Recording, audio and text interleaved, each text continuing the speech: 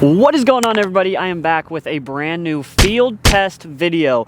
Today we have two discs that I really don't have a whole lot of experience with. I probably bought them at one point thinking I would throw them, and they probably didn't get thrown that much. First up, we have an Anhyzer 9.5 -2.2.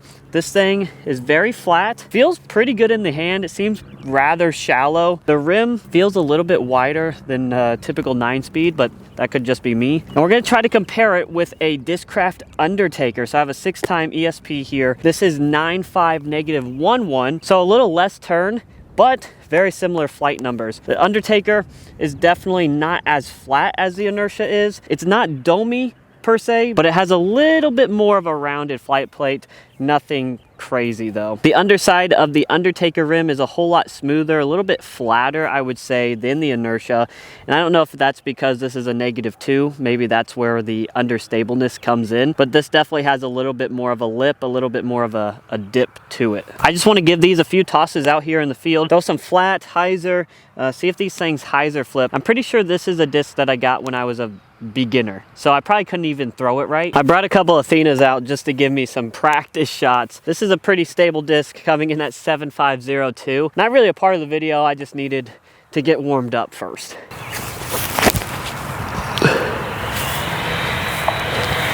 Man, I love an Athena. Sorry to get sidetracked.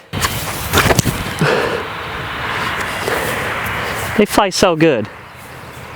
All right, now let's get to this Anhyzer. I'm gonna try to throw as flat as I possibly can. A lot of times when I try to throw flat, I end up throwing on a little bit of hyzer, but I'll try my best here. This thing kind of feels sharp on the fingers. I don't know why.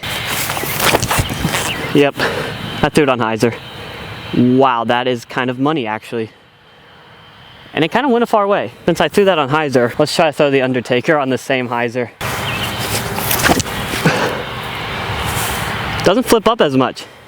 That's like a really nice pushing hyzer actually, which makes sense considering it's -1 instead of -2. I pulled both of those shots, but you can see the Anhyzer flipped up to flat, whereas the Undertaker kind of just held the slight hyzer that I put it on. So it's kind of a pushing hyzer, which is nice to have in the bag, by the way. And it is kind of nice that I brought those Athenas out. Granted, they're not quite the same flight numbers. I think they come in at 7502, but you can see how nice and stable they are. Very neutral to that slight fade, whereas the Anhyzer -2.2 flips the flat. Something I don't always do a good job of is showing the different flights in different wind, especially when I do field tests like this. Typically I throw from that side because it's a tailwind, which is a helping wind. Now a headwind, especially since these have negative turns in them, these things should kind of just flip because that headwind makes discs more flippy. I'll try to put these on that same hyzer in the headwind and just see how they do. I might be shocked. Start with the Anhyzer.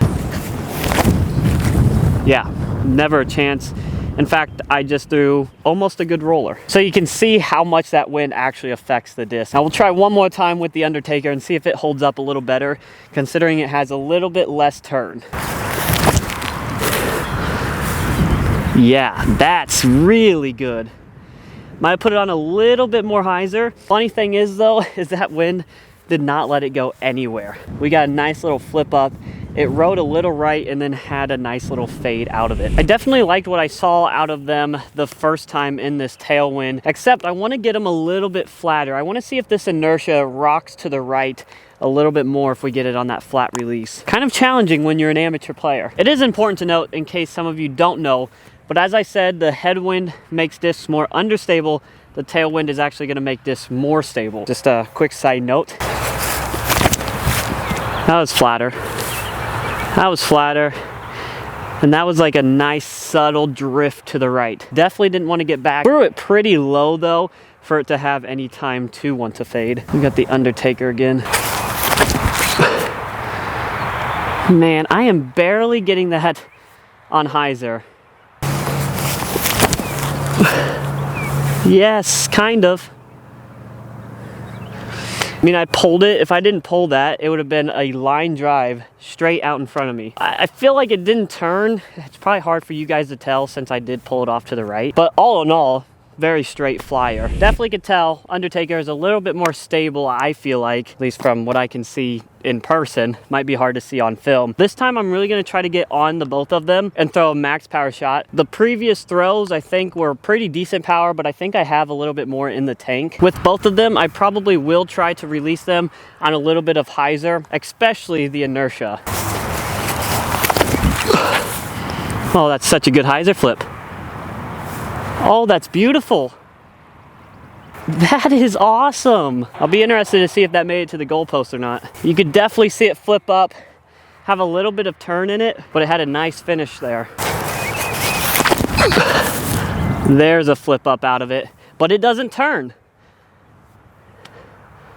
Oh, I smashed that one too. That is sick. I love that. Let me know down in the comments if you bag either the Undertaker or the inertia and how you like them. To be honest, I never really hear anything about the inertia. So maybe it's not a popular disc, or maybe I'm just uneducated. I don't know. Probably that. Wow, we actually kind of crushed these. Goalpost to goalpost is right about 360, and I'm only a couple feet off with the inertia. The Undertaker, are you kidding me? I didn't even get turn out of it. Maybe the wind helped push it a little bit further, but this is kind of a baller shot here. Should I put the Undertaker in the bag? Should I put the inertia in the bag? I don't know. For the sake of you guys, the last shot we'll try is a nice little Anhyzer shot. Backhand turnover. I don't know if it'll work. The wind might play with it up there, but we'll give it a go. Definitely think this inertia could do some great things on Annie. Oh, that worked really good. That was almost more like a distance shot. I didn't put it on as much Anhyzer as I wanted to. I meant to throw it high and let it dive, but try the same thing with the Undertaker. Oh, burned it. Too much Annie that time. We'll give this one more whirl, see if we can't get it a little bit higher. A true turnover.